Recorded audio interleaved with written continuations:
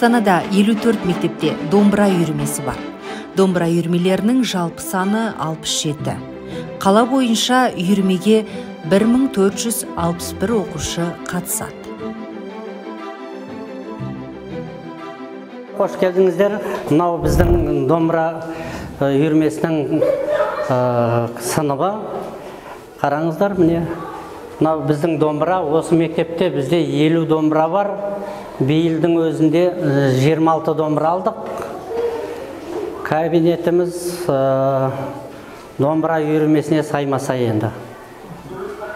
20 баладан группа-группамен шақырып отырам, сонымен келіп балалар дайындалады.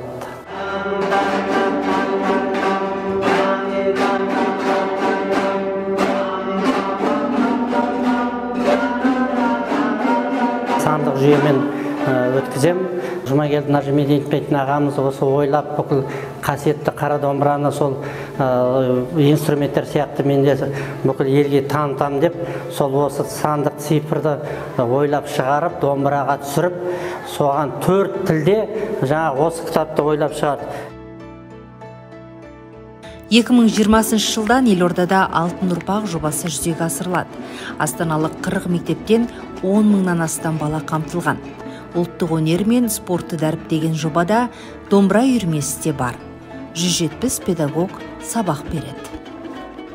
Осы домбыра үйірмесіне мен 7 жылдай болды қатысып жүрмін. Мен ансамбльмен бірге үлкен ірі конкурстарға барғанмын. Биыл Шаттық, Ақберен байқауларынан жүлдегері орын, 3-ші орында алып шыққанбыз. Және де ансамбльмен бірге біз шетелдерден жүлдері орын алғанбыз. Мысалы, Беларусь, Франция, Германия, Дубай елдеріне барып келген болатынбыз. Домбыра ол менің жүрегімде үлкен орын алады, оған арнай уақытымды бөлемін.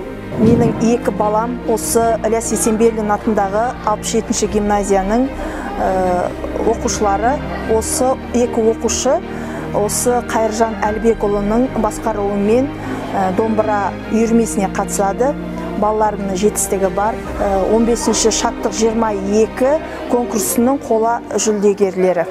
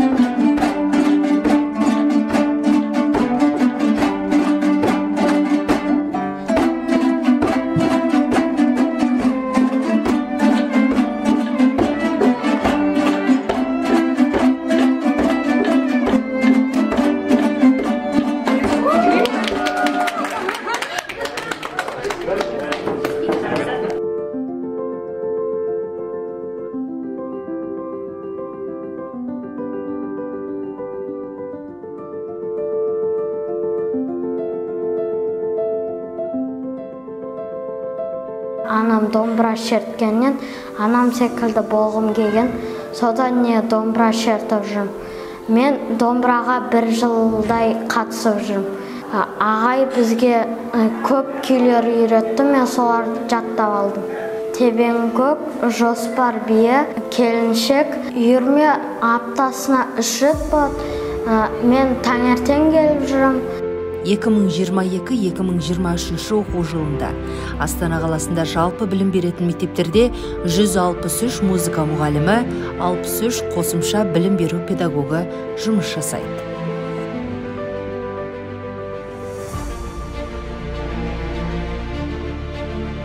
Осы мектепте мен 100 шақты баланы үйретіп отырмын домбырада. Енді топтарға бөлінеді ғой. 3-4 сыныптар, факультетный сабақтар. 5 пен 6-7 оларда ансамбльдегі сабақ бар. Соған домбыраға маған сабаққа келіп жүр. Осы 3 жылдың ішінде жетістіктеріміз өте көп. Мына Шаттық деген конкурс бар, өздеріңіз білесіздер, ол жыл сайын бір рет өткізеді, бүкіл мектеп аралық, қалалық. Сол жерден біз мысалы дипломат болдық. Сосын Дала әуені деген конкурс бар. Біз ол жерден 1-ші орын алдық. Осы республиканский ол. Сосын міне Асыл мұра таяуда өткізді конкурсты. Ол да қалалық. Ол жерден де 3-ші орын алдық. Сосын жеке домбырашыларым бар. Қатысып, бірінші гран-при алып жатқан оқушыларым өте көп. Ойында неше перде бар? 19 перде. Мынау несі? Сабақ бергенді өзім мамандығымды сондай жақсы көремін, сүйемін, өзім ләззат аламын. Домбыра деген ол ата-бабамыздың бізге тастап кеткен керемет ұлттық құндылығы ғой.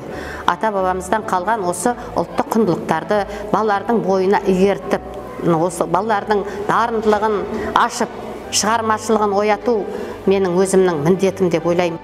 Балалар күй арқылы дамиды. Ой өрістері дамиды. Балаларға айтам, бұл ой өрісті дамытады. Мына есте сақтау қабілетін дамытады. Сіздердің жаңағы жан жақтылықтарыңызға тәрбиелейді.